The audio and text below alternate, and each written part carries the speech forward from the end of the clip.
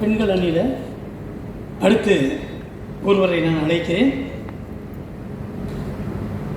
பட்டிமன்றத்தின் ஆளுமைகளாக இருந்தவர்கள் சில பேர் இருந்திருக்காங்க. உங்களுக்கு தெரியும் யாருன்னு. சாலமன் பாப்பையா, ராஜா, பாரதி பாஸ்கர், இவங்க 3 பேருமே கலந்து கொள்ளக்கூடிய பட்டிமன்றம் கல்யாண மாலை அப்படின்ற நிகழ்ச்சியை நாங்கள் இங்கே கொண்டு வந்தோம். நுழைவுச்சீட்டோட 1500 பேர் அமர்ந்து பார்க்கக்கூடிய ஒரு நிகழ்வு. அப்படி ஒரு பெரிய பட்டிமன்றத்தில் ஒரே அணியில் நானும் அவங்களும் பேசியிருக்கோம். இவ்வளோ ஒரு பெரிய பட்டிமன்றத்திலேயே அவங்க பேசியிருக்காங்கன்னு சொன்னாங்க. மற்ற அமைப்புகள் நடத்தக்கூடிய பட்டிமன்றங்கள்லையும் அவங்க பேசியிருப்பாங்கங்கிறது உங்களுக்கு எல்லாருக்கும் தெரியும். ஆக பட்டிமன்றத்தில் மிகச்சிறந்த அனுபவம் உள்ள ஸ்வர்ணலதா ஆவடையப்பன் அவர்கள் தன்னுடைய வாதத்தை இப்பொழுது ஆரம்பித்தார்கள். நேரம் என்னை கவனிச்சுங்க. பெரும் மதிப்பிற்கும் மரியாதைக்கு உரிய நடுவர் அவர்கள், சக பேச்சாளர் பெருமக்கள், நிகழ்ச்சி ஏற்பாட்டாளர்கள் மற்றும் இந்த பட்டிமன்றத்தை கண்டுகளித்துக் கொண்டிருக்கும் அத்துணை தமிழ் நெஞ்சங்களின் மீதும் அன்பையும் ஆதரவையும் ஆசியையும் மாறிபோல் நில்லாமல் பொழிந்து நம் அத்துணை பேருடைய வாழ்க்கையும் செழிக்க செய்ய வேண்டும் என்ற அந்த மகாமாரியம்மனை வேண்டிக் கொண்டு எனது உரையை துவங்குகிறேன். நடுவர் அவர்களே, பூதலகத்தில் யாவருக்கும் பேராதரவாய் எந்நாளும் வாழ்த்துகின்ற மாதரசிங்கிற தாலாட்டு பாட்டுக்கு சொந்தக்காரி அந்த மாரியம்மன். எப்படி பூலகத்தில் இருக்கிற எல்லாருக்கும், எல்லா உயிரினருக்கும் எல்லா நாளும் ஆதரவளிக்கிற அந்த அம்மன், அவளுடைய சன்னதியில வந்து ஒரு 3 பேர் மட்டும் விவரம் தெரியாம தர்மம் செய்வதில் தாராளமானவர்கள் ஆண்களேன்னு பேசிட்டு இருக்காங்க. பொதுவாக எப்படின்னா, பக்தர்கள் இறைவனுக்காக விரதம் இருப்பார்கள், அது நமக்கு தெரியும்.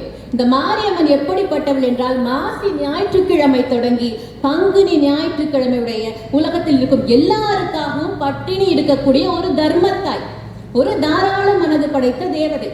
அவன் நிச்சயமா இவங்க 3 பேர் ஏதோ அறியா சிறுவர்கள் தெரியாம உளர்றாங்கன்னு மன்னிச்சு ஏத்துப்பான்.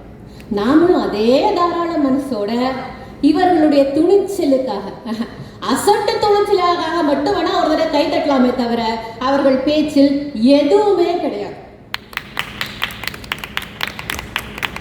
எதிரணியிலிருந்து வந்து பேசின ஹரிவர்தனியும் சரி, அர்ஜுனன் சாரும் சரி, ரொம்ப பாடுபட்டு அகழ்வாராய்ச்சியெல்லாம் பண்ணி ஒரு 4 பேரை தோண்டி எடுத்துட்டு வந்து டிஸ்பிளேல வச்சாங்க. இவங்கெல்லாம் ஒரு நாள் எவ்வளோ பெரிய காரியம் பண்ணாங்க தெரியுமான்னு பேசினாங்க. எங்களுக்கு அந்த கஷ்டம் இல்லைங்க. இந்த பூத கண்ணாடி வைத்து தேடுகின்ற கஷ்டம் எங்களுக்கு இல்லை. ஏன்னா அந்த மனதுடைய அம்மாவும் பாட்டியையும் அத்தையையும் சித்தியும் பார்த்து வளர்ந்தவர்கள் நாம. காலையில அந்த அரிசி மாவு கோலம் போட்டு எறும்புகளுக்கும் பறவைகளுக்கும் ஈவதில் தொடங்கி, இரவு சமைக்கும் போது ஒரு படி அதிகமாக அரிசி சமைத்து வருபவர்களுக்கு கொடுக்கணுங்கிற எண்ணத்துடன் தினம் தினம் வாழ்ந்தவர்கள் அவர்கள். இந்நேரம் ராம்குமார் பேனாவை எடுத்திருப்பார். அவங்க செஞ்சாங்க. நீங்க வந்து ஜொமேட்டோவில் ஆர்டர் பண்றீங்க, சிக்கன் கோலம் போடுறீங்கன்னு கண்டிப்பா குதர்க்கமா கேட்பார். ஆனா இன்று பெண்களுடைய தர்ம சிந்தனை மிகப்பெரிய அளவில் வளர்ந்திருக்குன்னு அவருக்கு தெரியுமான்னு எனக்கு தெரியல. ஹரிவர்தனி ஒரு விஷயம் சொன்னாங்க, ஆண்கள் 73% இரத்த தானம் செய்கிறார்கள்னு. உங்களுக்கு தெரியுமான்னு தெரியல, உலகத்தில் இன்னைக்கு பல்லாயிரக்கணக்கான லிட்டர் தாய்ப்பாலானது தினம் தினம் தானமாக கொடுக்கப்படுகிறது. நம்முடைய KK ஹாஸ்பிட்டல்ல ஒரு வருஷத்துக்கு 8600 லிட்டர் தாய்ப்பாலானது தானமாக கொடுக்கப்படுகிறது. அதே மாதிரி உடல் உறுப்பு தானம் வாழும் போதே யாரு கொடுக்குறாங்கன்னு பார்த்தா 80% பெண்கள். அதில் வாங்குறவங்க யாருன்னா, தான் உடம்ப கூட ஒழுங்கா பார்த்துக்க முடியாம எல்லா கல்யாண குணத்தையும் வளர்த்துக்கிட்டு உடம்ப கெடுத்துக்கிட்டு 80% ஆண்கள் தானம் பெற்றுக் கொண்டிருக்கிறாங்கிறது கணக்கெடுப்பு. நாங்களும் தரவுகளோட பேசுறோம். நீங்க இந்த சிங்கப்பூர்ல இருந்து சிலிக்கான் வேலி வரைக்கும் உருட்டுற மாதிரி உருட்டுல எங்ககிட்ட ஃபேக்ட்ஸ் இருக்கு. இன்னைக்கு நடக்கிற விஷயங்களை எங்களால் பேச முடியும். இப்படி எங்களுடைய கிட்னியை, எங்களோட லிவரை ஆட்டையை போட்டுக்கிட்டு என்ன தைரியத்துல 2 பேர் மேல வந்து ஆண்களேன்னு பேசுறாங்கன்னு தெரியல. ஒருவேளை எதிர்காலத்துல பெண்கள் அவர்கள் இதயத்தின் ஒரு பகுதியை தானமா கொடுத்தாலும் இவங்க உண்மையை பேசுறாங்கன்னு பார்க்கணும். ஆனா இத்தனை பெண்கள் இவ்வளவு நல்லது செய்யறாங்கல்ல, ஏன் அவங்க பேரெல்லாம் பெருசா வராதுல்ல? ஏன்னா பெண்கள் அப்படித்தான், அது அவளுடைய இயல்புன்னு உலகம் ஏத்துடுச்சு. இப்ப குயில் கூவுது, மயில் ஆடு, இதெல்லாம் செய்தி ஆகுது, அது அப்படித்தான்.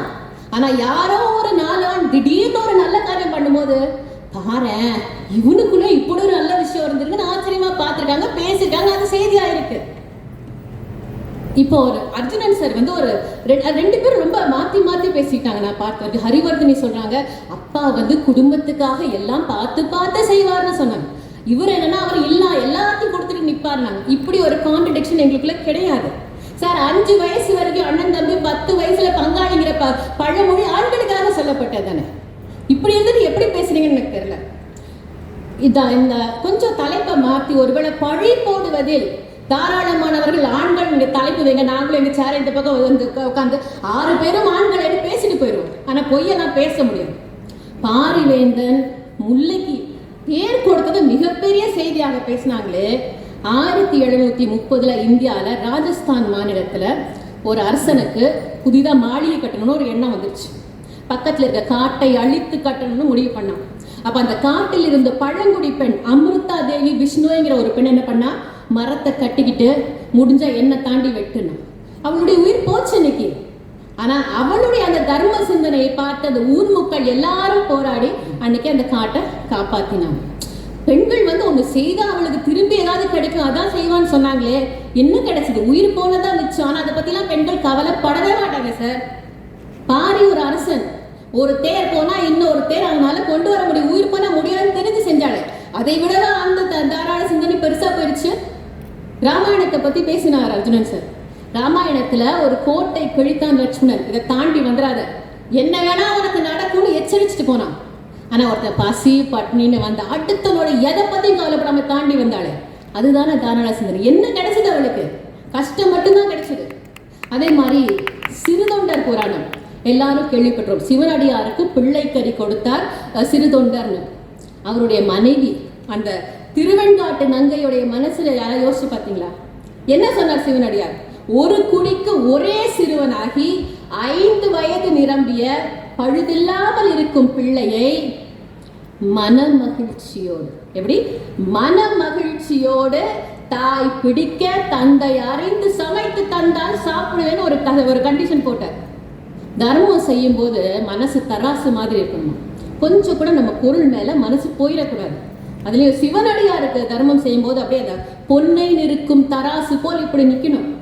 எப்படி அந்த அம்மா 10 மாசம் சுமந்து பெத்து வழியட்டு பெற்று பல கனவுகளோடு வளர்த்த அந்த பிள்ளையை கையக்கால பிடிச்சு அதை அறிந்து சமைப்பதற்கு அனுமதித்தார். அதுதான் தாராள சிந்தனை. அதை விடவா இது பெருசு? ஏன்னா இந்த கதையில பாத்தீங்கன்னா எந்த ஒரு இடத்துல அந்த பெண்ணோட பெயர் சொல்லவே இல்லை. திருவெண்காட்டு நங்கைன்னு ஊர் பெயரோட நிப்பாட்டிட்டாங்க.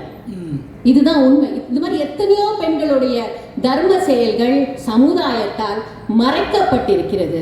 ஆனால் 1000 கைகள் மறைத்தாலும் சூரியன் மறைவதில்லைங்கிற மாதிரி பெண்கள் தொடர்ந்து அவர்களுடைய தர்ம காரியங்களை செய்து கொண்டே வந்தார்கள். அதே மாதிரி ஹரிவர்தினி இன்னொரு முரணான செய்தியை சொன்னாங்க.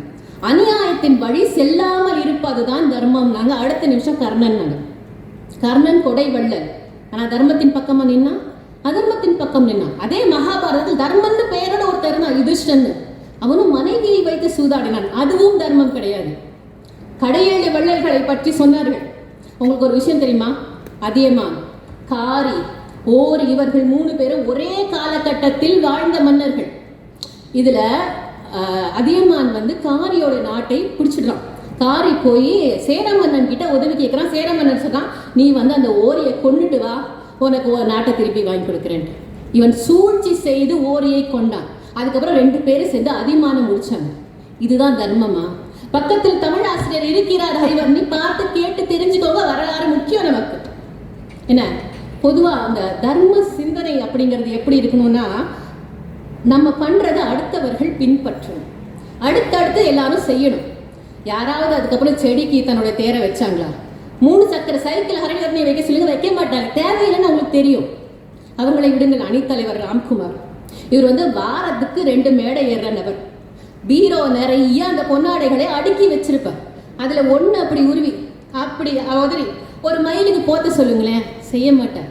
விரட்டி விரட்டி கடிக்கும்போது நல்லா தெரியும் அந்த மனுஷனுக்கு. மேடை ஏறினா ஒரு பேச்சு, இறங்கினா ஒரு பேச்சு. ஆனா நாங்க உதாரணமா சொன்னையா, எல்லாருடைய செயல்களும் தொடர்ந்து பின்பற்றப்பட்டு வருகின்றன. தம்பி சொன்ன மாதிரி மணிமேகலை கிட்ட அமுத சுரபி இருந்தது, எல்லாருக்கும் சாப்பாடு கொடுத்தா பசியை போக்கினான். இன்னைக்கு அதே வேலையை தானே எத்தனையோ தொண்டு நிறுவனங்கள், தன்னார்வல நிறுவனங்கள், NGOக்கள் தொடர்ந்து செஞ்சுட்டே வராங்க. 18ஆம் நூற்றாண்டில் அந்த பெண் மரத்தை காப்பாற்ற உயிரை கொடுத்தாள்னு சொன்னேன் இல்லையா, அதை ஒரு முன்னோடியாக வைத்து 1970 இந்தியாவில் சிப்கோ ஆந்தோலன், அதாவது மரத்தை திருப்பி அது மாதிரி ஊர் மக்கள் எல்லாம் கட்டிப்பிடித்து மரத்தை காப்பாற்றினார்கள். ஆக அந்த தர்ம செயலானது, நாங்க சொல்ற தர்ம செயலானது தொடர்ந்து செய்யப்பட்டு கொண்டே வந்திருக்கிறது. ஆக இப்படி சொல்லி மதிக்கிறேன்.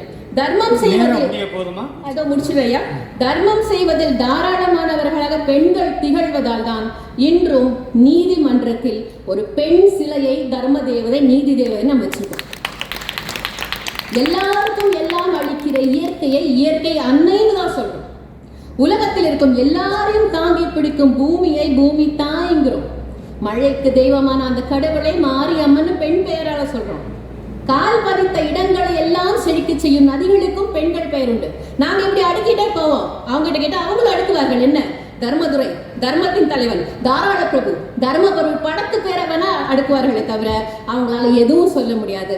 ஆனால் எங்கள் நடுவர் திரை கவர்ச்சிக்கு மயங்கி அந்த பக்கம் தீர்ப்பு அளிக்க மாட்டார் என்று கூறி நல்ல வாய்ப்புக்கு நன்றி கூறி விடைபெறுகிறேன். நன்றி. நன்றி. சரியான நேரத்தில் முடிச்சுட்டீங்க.